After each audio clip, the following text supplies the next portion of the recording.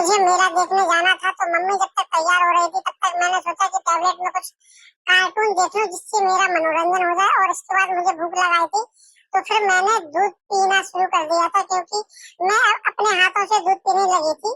तो इसके बाद फिर मुझे बड़ी मम्मा ने खिलाया और मैं उनके साथ अच्छे से खेलती हूँ।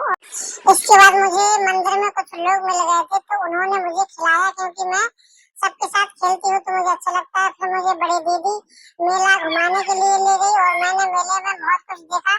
मुझे मेला बहुत अच्छा लग रहा था, यहाँ पर बहुत अच्छा लग रहा था मुझे। और इसके बाद फिर मुझे पापा जी ने बैग में डाल दिया था, बोल रहे थे कि मैं अपनी लाडो को मेले से खरीद कर लाई हूँ। और इसके बाद पापा ने, मम्मी ने, दीदी ने, सब लोगों ने झूला झूला मुझे भी झूलना था, लेकिन मम्मा ने, पापा ने मना कर दिया था, क्योंकि मैं अभी बहुत छोटी थी, इसलिए मैंने झूला नहीं झूला। और पापा यहाँ पर अपना ब्लॉग बना रहे थे और मम्मा यहाँ पर दीदी के साथ थोड़ा डर रही थी, तो उनके साथ मम्मा बैठी थी। इसके बाद मैं घर आ जाती हूँ। मैंने मेले से एक टॉय खरीदा और वो टॉय अच्छा लग रहा है।